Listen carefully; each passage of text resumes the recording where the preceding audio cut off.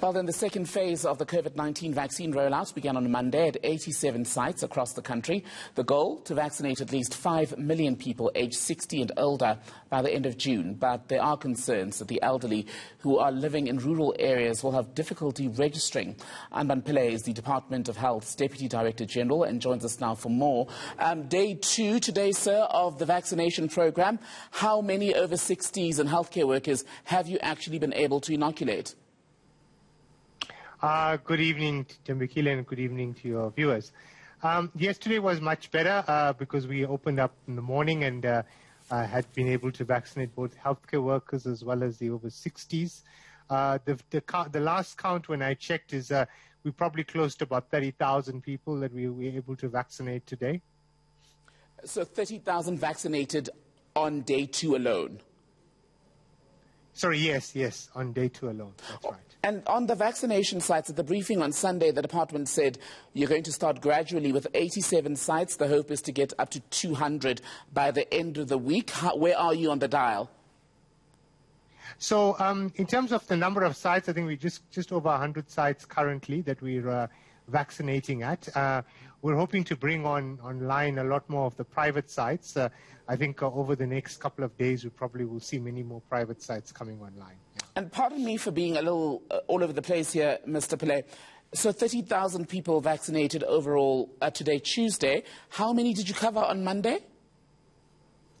It seems that we probably did around 11,000 some odd. I think there's some data that still needs to come through from the old age homes, but from the report I had from yesterday, it was just over 11,000 people. So over 40,000 over 2 days, am I right? Yeah. Okay, yeah. So the minister speaking today said what he wants to see is a complete vaccination of healthcare workers by Friday. Was he speaking to KZN specifically or nationally? No, I think that's nationally. Everybody needs to be vaccinated by the end of the week so that we can really vaccinate all our healthcare workers, have them ready for any eventuality. And so then we can focus as well on the over 60s. So our target is that in 7 days, we should be able to complete all the healthcare workers that did not get vaccinated through the Sisonke study. But if overall on Monday you managed to vaccinate just above 11,000 people, of course we're waiting data from the old age facilities. Today, Tuesday, 30,000. Is that a realistic goal?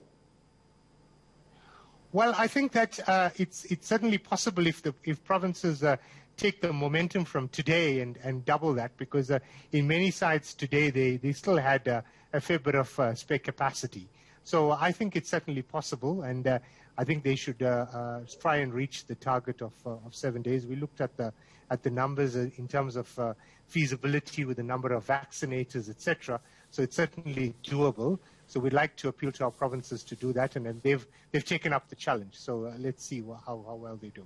And I'd imagine you're quite aware, sir, of how the public is scrutinizing your every move on this vaccination program. And a lot of people would say, should you not steer clear of setting yourself a target if you're not certain that you will meet it?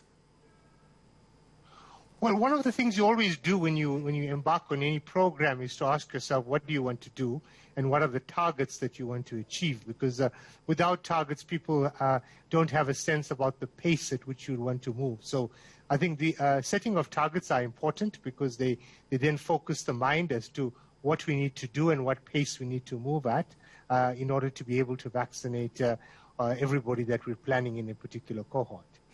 On day 1, the focus was very much, at least for Gauteng and the Western Cape, was on the elderly who are living in care homes.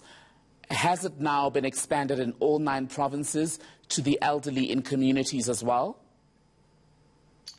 Yes, so on day 1, we did elderly in care homes across the country. So almost all of the provinces had a care home or homes that they visited over the course of the day. They will continue that over the course of this week as well. At the same time, yesterday, they also vaccinated over 60s that came through to the health facilities that were open, where they were vaccinating healthcare workers, but they were also doing the over 60s that were scheduled. So people received SMSs yesterday to come through to our facilities, and many did, and they were vaccinated. And I want to ask you about the turnaround time, because people are saying, we've heard at least here on ENCA, that like you're saying, people get SMS notification at some very short notice in certain cases to say, turn up tomorrow. Is that the standard procedure? No, we would like to give people ample time. The challenge we obviously have is that there are a number of sites that are opening up as we're working through the system, both in the public and private system. So we would like to give people more time, but I think as long as we only have sites opening up on a particular day, we don't want to schedule a person to a particular site and they arrive there and then find that the site is not open yet. So we're trying to make sure that we schedule people to sites that are actually open. And how has the SMS notification system been working? I saw people yesterday who were saying they remember registering and getting confirmation of registration.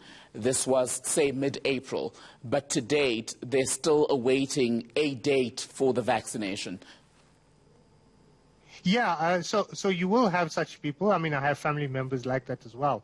So the reason is that in the area where they are living currently, there is no site that they could be allocated to, public or private, and so they're awaiting, we need a site that's close to them to be able to do that. And as the other sites open up, we're going to have to allocate them. So many people, for example, who were on a medical aid, who we normally allocate to a private site, I had to allocate them to a public hospital, etc., because that was the closest site. But as more sites open up, I think we will certainly see many more people being given the SMSs and being able to be vaccinated. And the Free State, Mangaung in particular, has presented you with a uniquely South African challenge, shall we call it.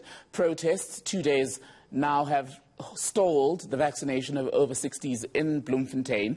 How agile is the system as far as adapting to those, shall we call them, emergency situations where healthcare workers aren't able to access a community?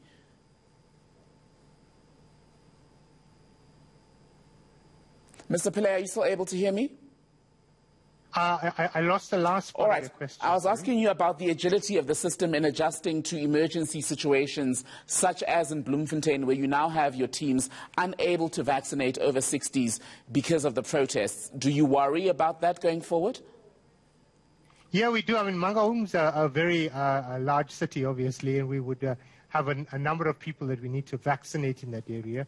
But the provincial departments been concerned about the safety, obviously, of those coming through, as well as of the vaccination staff. So we've had to pause that opening. But I'm hoping that things will change in the next couple of days, and we would be able to then open up for vaccination in that area. I know they did move some of the resources from that site to other sites across the province so that at least we can increase the vaccination in those areas. Very quickly, sir, there's been a suggestion, I think in reporting an opinion piece, in fact, in Ground Up, where they were suggesting that what we need to do is move away from the categorization of the vaccine rollout and say, for example, anyone who's willing to get vaccinated, show up at a site, roll up your sleeve and get the jab. Why wouldn't that work? To be clear, it wouldn't work well for a couple of reasons, but the most important of which is we're vaccinating people so that we can protect them against hospitalization and the risk of mortality. And the groups that are at greatest risk are those that are over 60, and then that risk decreases as we go down the age bands of 50 to 60 and 40 to 50, etc. If we simply say that anybody can come through and get vaccinated, the problem with that is that we probably would not be able to target those at greatest risk, and they may be at the back of the line, and they are the ones that are going to benefit the greatest from this vaccination. So for us, it's really important that we identify those at greatest risk, protect them first, and then move to those at lower risk. So I understand the idea and why they're proposing it, but for us, the problem is that we really want to protect those at greatest risk first. That's our objective here. Dr. Anban Pillay, good to speak to you. Dr. Anban Pillay is the Deputy Director General with the Health Department.